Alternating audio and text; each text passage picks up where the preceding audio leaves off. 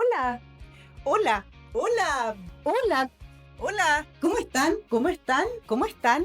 ¿Cómo están? ¿Cómo están? ¿Cómo están? ¿Cómo están? Bienvenidos a un nuevo capítulo de Vida en Condominio. Estamos en la contingencia porque estamos a muy pocas semanas de que entre en vigencia la nueva Ley de Seguridad Privada. Esta es la ley número 21.659. Si mal no lo investigue.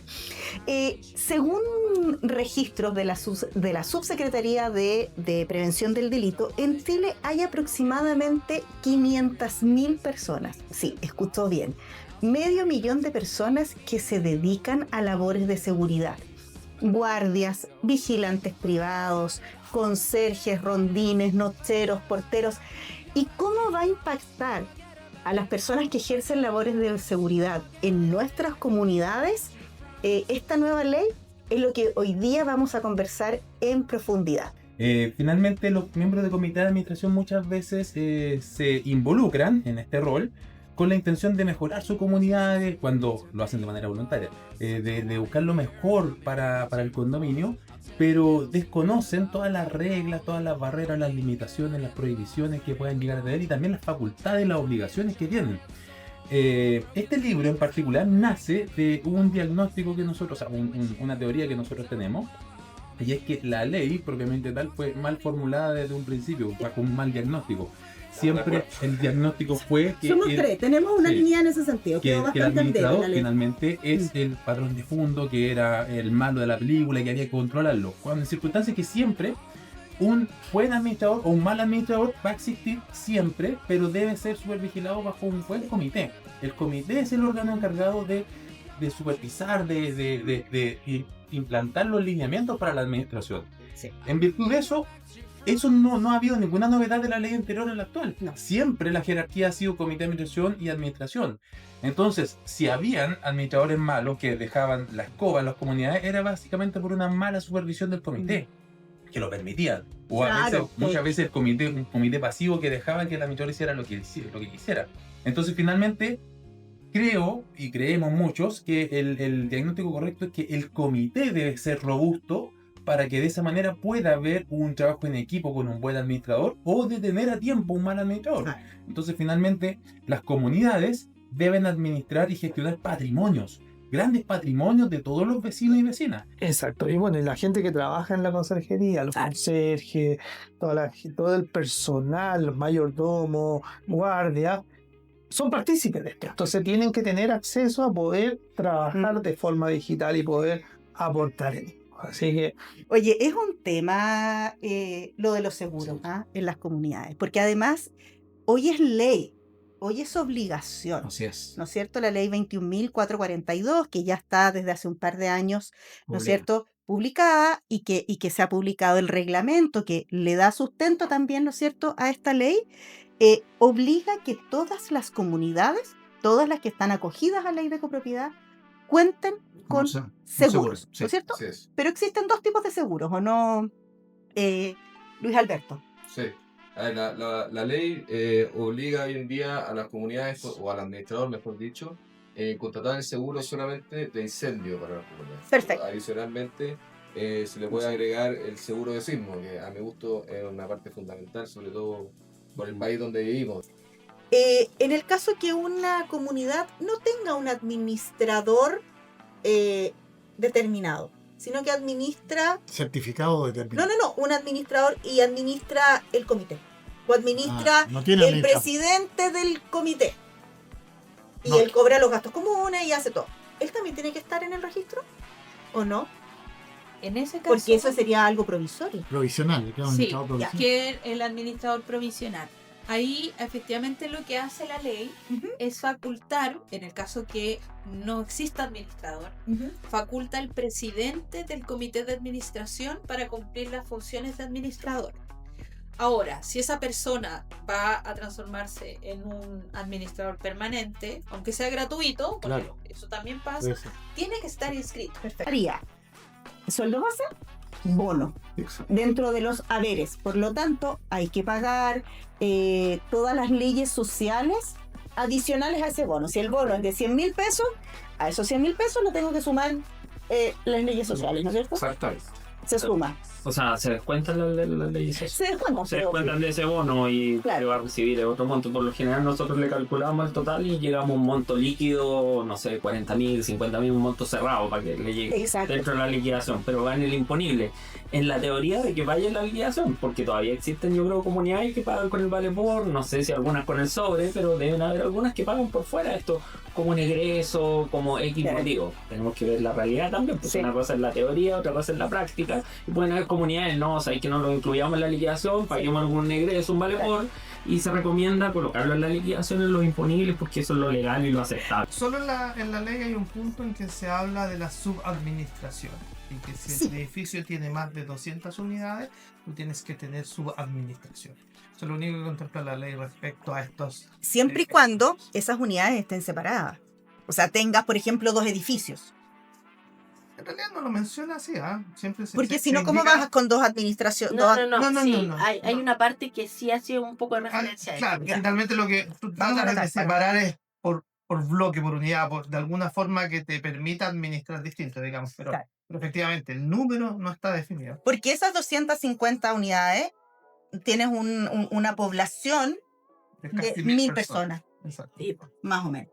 La ley establece que determinados componentes son parte de la seguridad privada y establece el rondín, el Portero, portero y el nochero. sí, Esos 3 componentes los consigna.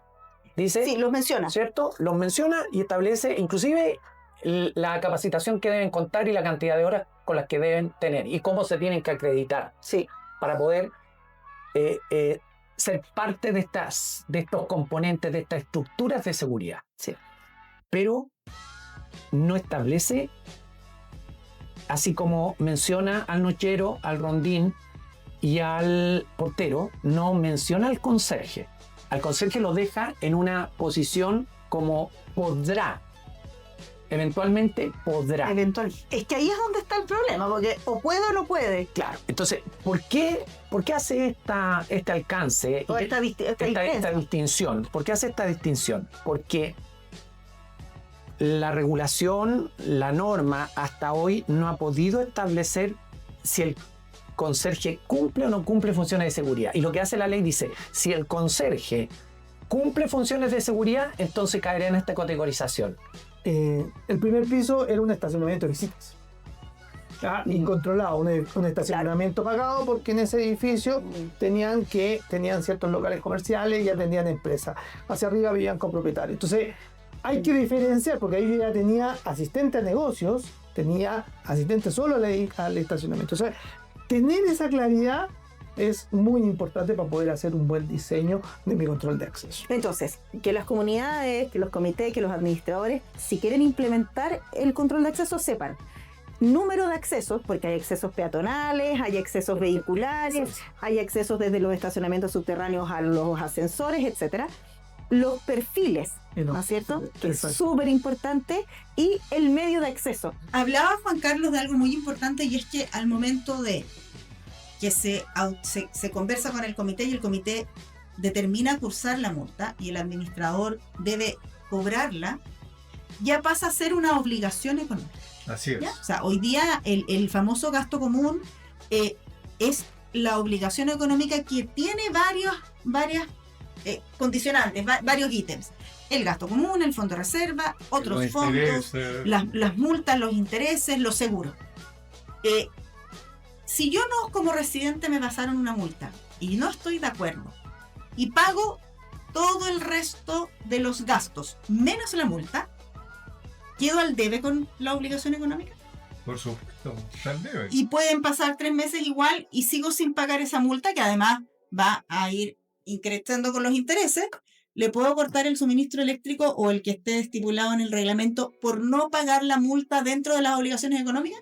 Eres copropietario moroso Sí. si no tienes pagadas las obligaciones económicas. Así es. Sí. Por lo tanto, entra en el concepto de moroso. Se usaba mucho antes, lo hemos tocado en otros podcasts, de que la gente solamente pagaba los gastos comunes y como no estoy de acuerdo con la multa no la voy a pagar.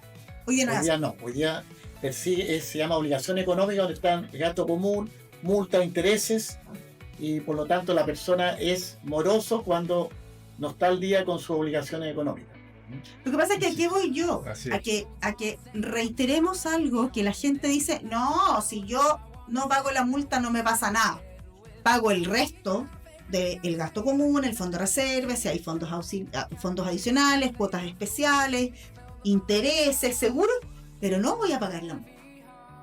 No, pues, en 3 meses más, si deja de pagar esa multa, le van a cortar la No, pero hay un concepto que la gente dice, yo no voy a pagar la multa porque apelé. No, él tiene que pagar la multa y si la apelación después al que el comité le salió favorable, claro, le dan el... Se está hablando claramente de morosidad. Claro. ¿Ya? Antiguamente decía de 3 gastos comunes impagos. 3 Claro. gastos comunes impagos. Exacto. Hoy día son Ahora 3. estamos hablando morosidad. Morosidad. Que está bueno porque suspender o requerir la suspensión, según sea el caso del acuerdo del comité de administración del servicio eléctrico, telecomunicaciones o calefacción. Señoras, la persona que no pague los gastos comunes y deba 3 consecutivos o 3 durante el año, o sea, durante un periodo, pueden cortarle el suministro de telecomunicaciones o calefacción o eléctrico. O sea, no venga a amedrentar o a discutir con el administrador o con el comité, porque eso es ley y está dentro de las Sí. obligaciones. O sea, lo mejor que se puede hacer en esos casos es ponerse al día, ya sea con un convenio de pago, Absolutamente. que eso está disponible y de hecho los administradores lo utilizan mucho también, o pagar el total de la deuda de las Claro. obligaciones económicas, porque ahí, Obligaciones claro, no es solo el gasto común, Sí, sino que también las Todo. obligaciones económicas en general. ¿Qué más se tiene que preocupar la gente que integra el comité? Eh, ¿Cuáles son sus obligaciones o sus Recibir la responsabilidades? información respecto a los copropietarios que no quieren otorgar la facultad al arrendatario para que lo represente en la asamblea. ¿Ya? Autorizar los convenios de pago. Aquí es súper importante. Ya. El administrador está facultado para suscribir convenios de pago con el acuerdo previo del comité, ¿verdad? Para esto, respecto al acuerdo del comité, es muy importante establecer una norma general respecto a cómo van a ser los criterios. Porque ya no existe todo el 30% de pie y No. nos da esa cuota máximo del convenio. Pero sí sería bueno estipular algo genérico que evite discriminaciones. No, a este residente le tengo mal, así que le voy a poner un pie del 70% y una cuota nomás. ¿Qué puede pasar? No, a este es simpático, así que un pie del 5% y a 36 cuotas. Tiene que ser una regla genérica para todos y, por ejemplo, que se estipule 24 cuotas máximas y 30% en convenio original, pero en caso de incumplimiento ya va a ser 50% y 6 cuotas máximas, por ejemplo. Claro. Pero que sea algo, una norma general, para evitar discriminaciones. Eso aparece inclusive en el reglamento de la ley. Yo pensaba, este control de acceso en algunas comunidades, pensando que hoy día el tema que está muy en boga es el aumento de los gastos comunes, cómo bajamos los gastos comunes, hasta cuándo nos suben los gastos comunes, sabiendo que probablemente el 50, 60 o incluso en algunas comunidades más pequeñas, el 70% del gasto común o de las obligaciones económicas corresponde al pago de sueldos, de quincenas, de reemplazos, de vacaciones, lo que podemos denominar como remuneraciones. Este tipo de tecnología, no estoy hablando en un 100%, podría reemplazar a un conserje, a un portero, a un notero.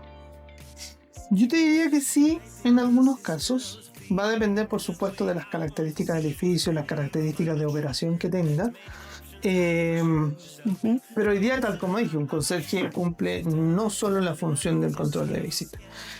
Pero sí hay ciertos horarios que, por ejemplo, al tener bien implementado este sistema, por ejemplo en la noche y en ciertos lugares, ciertas características, podría dejar de funcionar en ese caso sería el nochero, por ejemplo. Yo tengo los ítems que componen las obligaciones económicas, ¿ya? Primero tenemos el gasto común, ¿ya? Que son todos los gastos que se prorratean entre todos, ¿no es cierto? Que es el gasto común que se suma y se divide de acuerdo a la alícuota. Tenemos el fondo de reserva dentro del gasto común, que el fondo de reserva es obligatorio, salvo que el reglamento de copropiedad de esa comunidad diga lo contrario. No sé, ustedes en Actualiza tu reglamento ya que llevan miles de reglamentos. Eso es obligatorio con un mínimo del 5%, Un mínimo del 5%. porque tiene el concepto en su interior de tener guardado un dinero para las indemnizaciones del personal, para todo lo que algún evento. ¿Te ha tocado alguna comunidad que no tenga fondo de reserva? ¿Que haya determinado no tener fondo de reserva? Ninguna. No podemos poner algo, no podemos dejar de ponerlo porque la ley indica que tiene que haber un mínimo del 5%. Sí. Ya. ¿Y hay algunos que tengan más del 5%? Sí, claro, hay algunos, incluso el reglamento tipo del serio, si no me equivoco, tiene un 20%. Un 30 creo, algo así. Un 20 o un 30. 20%. Sí. Y no, es necesario, independientemente de que puedan, algunos quienes adicionan fondos de garantía, que lo están usando mucho, porque se sacan los gastos comunes, tener dónde tomar mano para... Es que uno puede ir creando distintos fondos. O sea, tenemos el gasto común, tenemos el fondo de reserva y tenemos otros fondos que uno puede crear. Ayúdame tú, Fernando, de acuerdo a la comunidad. Un fondo de indemnización, un fondo de vacaciones, un fondo de reemplazos, ¿o no?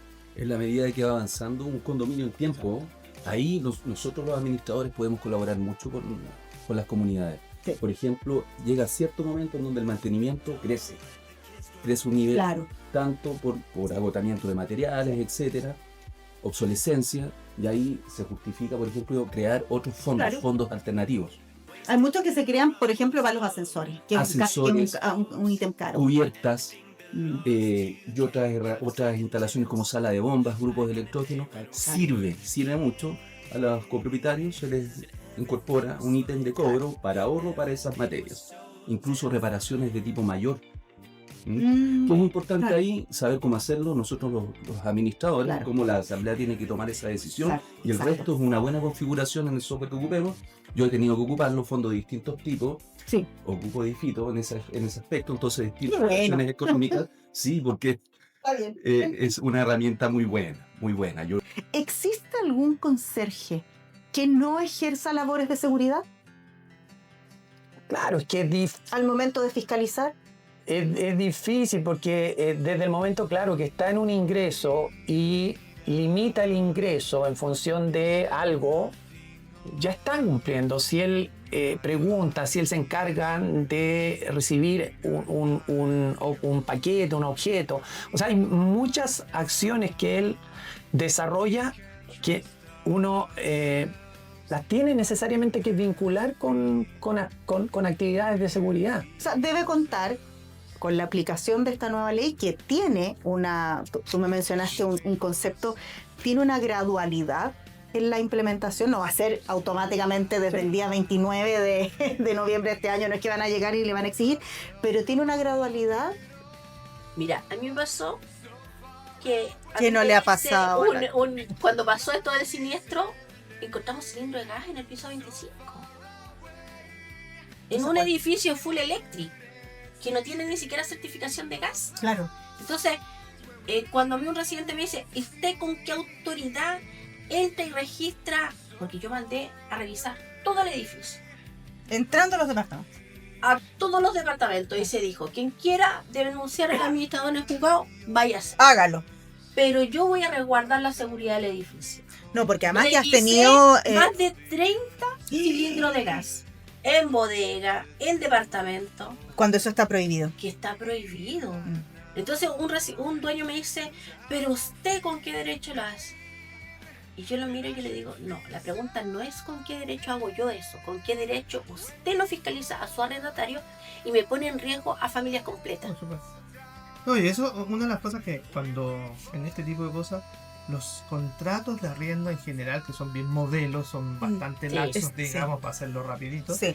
Ahí hay que tener mucho cuidado y un tema del copropietario, la responsabilidad también de poder decir, oye, yo lo primero tengo que cuidar, esto es una inversión, por lo tanto tengo que cuidar mi inversión. Para mí la plusvalía de mi inversión es súper importante.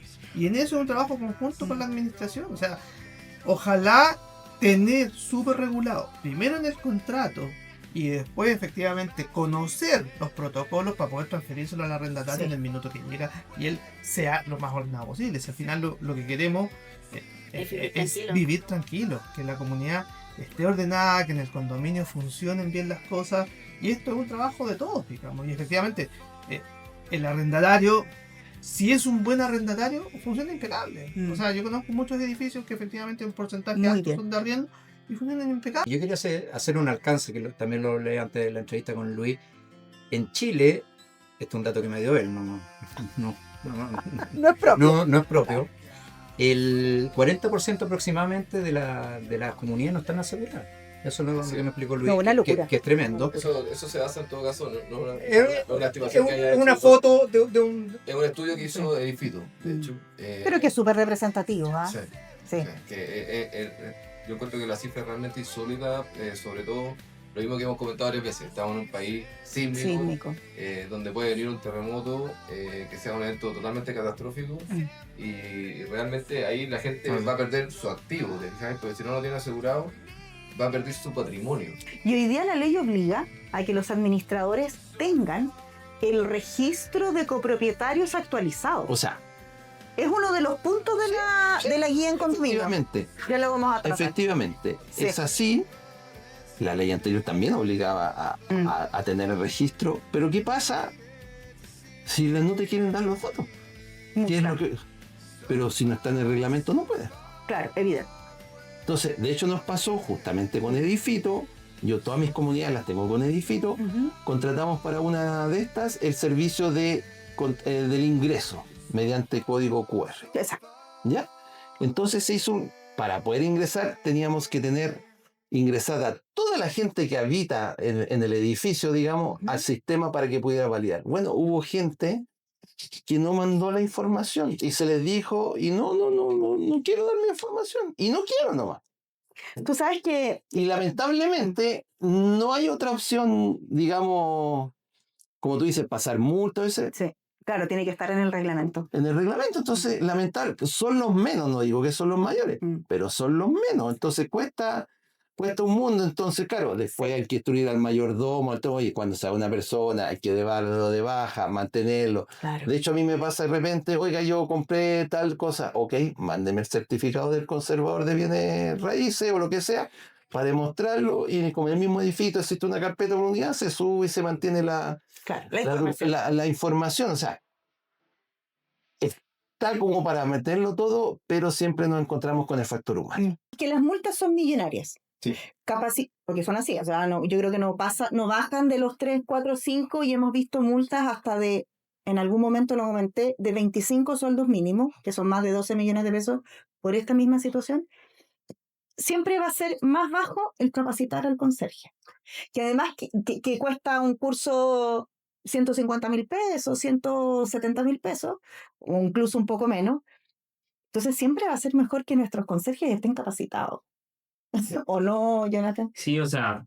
Obvio, a ver, siempre digo lo mismo. El curso no les va a poner un superpoder. No. No los va a transformar en un Avengers, ¿no es cierto? No, claro. Pero les va a dar un barniz, les va a dar una cierta seguridad que les va a permitir actuar mejor ante algún determinado hecho conflicto. Sí, o sea, es fundamental que los conserjes, los guardias, o como le llamemos dentro de las comunidades, estén capacitados.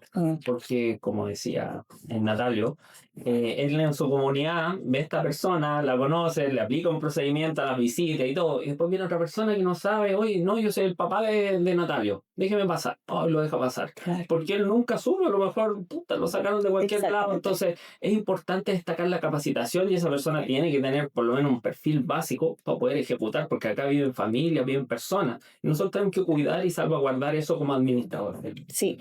¿Cuándo es válida una multa? ¿Cuándo es válida? Tenemos para cursar una multa, debemos tener un respaldo, debemos tener un video, debemos tener una foto, debemos o que el conserje lo vio, o que el administrador vio que alguien cometió una infracción. ¿Cuándo es válida una multa para yo decirle al comité, señores, esta multa existió? Hablemos del medio de prueba. Medio prueba. ¿Existió? ¿Qué hacemos? Ok, mira, va a depender un poco del tipo de multa. Pues si es por estacionamiento, bastaría con una fotografía del vehículo que está mal estacionado, ¿no es cierto? Está ocupando la estación. Idealmente con la hora y el día. Exactamente. Yo te puedo comentar, nosotros tenemos... en dos edificios tenemos colocadas 2 tablets, ¿no es cierto? Donde tú puedes sacar la foto perfectamente bien y la dejas almacenada y después te sirve como medio de prueba. Aparte de que quede en el libro de novedades del conserje la situación de lo que está ocurriendo. Por ejemplo, por estacionamiento. ¿Qué ocurre por el tema de las mascotas? Las mascotas que estén regularizadas por donde transitar, fotografía, están las cámaras de circuito cerrado de televisión, se puede rescatar la información, por lo tanto existe el medio de prueba, ¿ya? También ruidos molestos. Ese que ahí hay un tema que... Vamos a hablar con ¿cómo se llama el aparato que mide los decibeles? Pero a ver, hasta donde yo tengo entendido, y no creo que haya cambiado mucho la norma, hasta donde los ruidos molestos están regularizados lo que es en la vía pública. Claro, no están regularizados a nivel local municipal, digamos, Pero municipal vía pública, pero no a nivel habitacional. Sí, porque en la noche, imagínate, yo estoy durmiendo y a las 3 de la mañana el vecino empieza con un karaoke. Claro. Aunque el decibel no sea muy alto, más lo que se usa, se define horario de descanso, y en ese horario de descanso le rige, digamos, mucho el tema claro, de pero no por el decibel. Horario de descanso, pero ¿cuántos son los decibeles que deben existir? Lo que me moleste a mí. No, claro, eso no... 55. Es que a lo mejor a mí me molesta a menos de 55. No, pero es que a veces la gente encuentra que es poco. La música, cualquiera no solamente le gusta una canción. Yo he visto cursar multas por ruidos molestos, y lo he visto en un juez que ha ratificado la multa a una vecina que arriba se levantaba a las 6 de la mañana con tacuarto. Y molestaba y le provocaba un ruido molesto y permanente a su vecina de abajo todos los días. Claro, pero eso es un tema entre vecinos. Pero era un ruido molesto. Pero entre vecinos. Pero que se cursó la multa igual. Pero yo no sé hasta qué punto... Y en este caso... siempre molesta a vecinos. Claro, y en este caso, la persona afectada a la que se le cursó la multa fue al juzgado de policía local de la comuna y el juez dijo... multa, ratifico la multa. Claro, pero el juez tiene que haber recibido pruebas. Y las pruebas tuvo que haber la grabación. Y las pruebas tiene que haber entregado también y tiene que haber sido un aporte de la afectado. Comunidad y de la comunidad. En este caso. Que como medio de prueba está la fotografía, los medios video, la constancia del conserje y el administrador. Si el administrador define que algo es multa, eso tiene validez. Hay ruidos también de los copropietarios que por eso, yo creo que en ruidos molestos es un tema súper que está muy en la línea. Está muy en la línea de división. Generalmente todo se le avisa, aquí se está usando, se le avisa que por favor baje la música. Pongamos ejemplo de la música. Porque ¿qué porcentaje de morosidad tiene una comunidad estándar? Lo que yo he notado, entre 20 y 25% podría ser una comunidad con menos del 20%, yo diría que es una comunidad ya más sanita en morosidad. Yo he tenido que ocupar el módulo de convenios de pago. Funciona bien. Entonces uno con poquitos antecedentes tiene el documento listo para firma. El copropietario queda como un copropietario hábil. Efectivamente, puede votar. Y el convenio pago, el administrador lo prepara y el comité de administración se lo autoriza y está listo. Es algo rápido. Y lo bueno es que para el copropietario va a ser un copropietario hábil. Mientras se mantenga al día con el convenio pago. O sea, tiene que pagar la primera cuota sí al momento de suscribir el convenio. Yo me he dado cuenta que muchos administradores ocultan o no hablan sobre el convenio pago.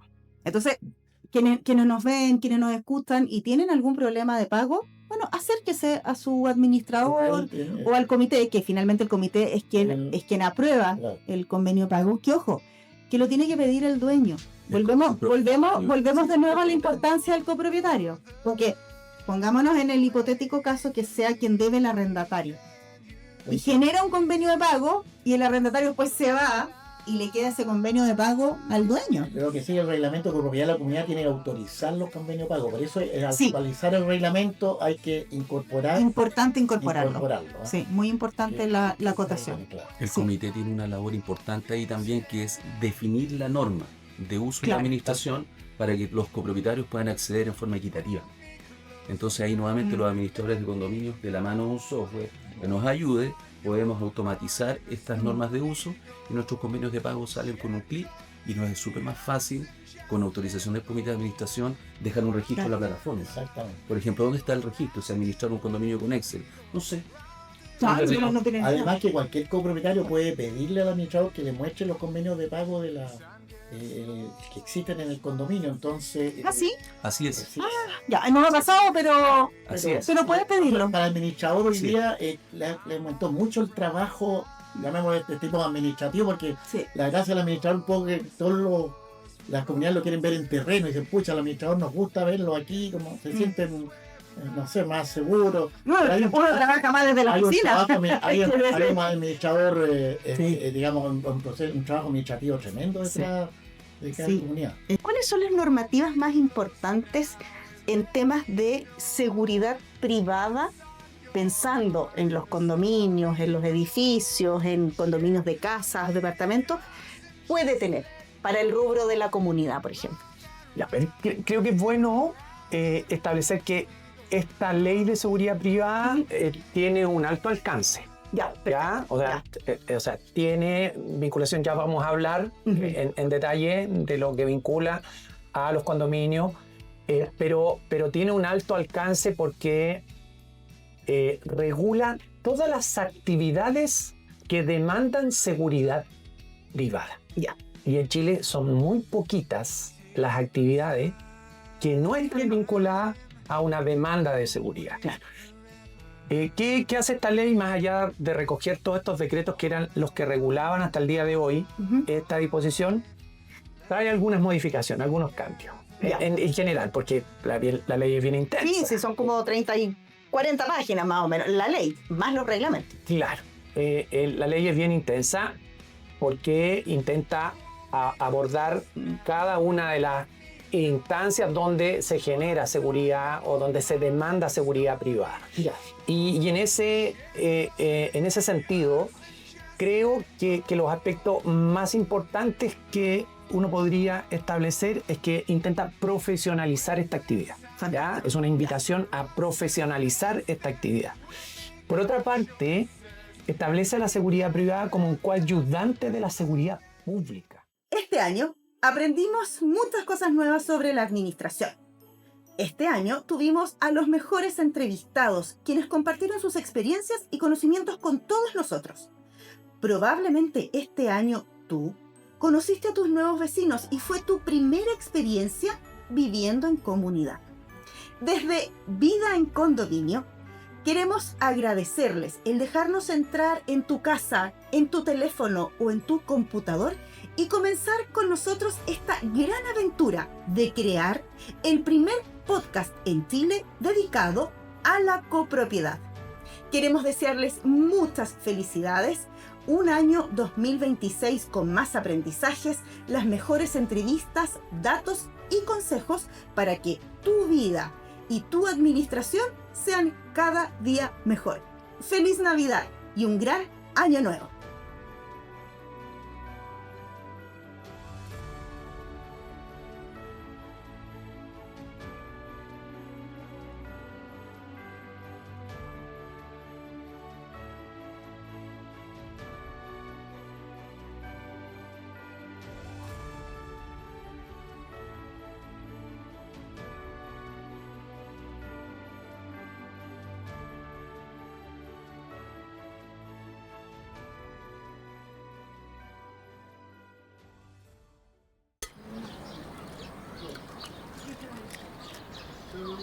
Bienvenidos, otro nuevo gran capítulo de Vida en Condominio. La Secretaría de Condominios del Ministerio de la Vivienda, el Registro Nacional de Administradores actualizó el reglamento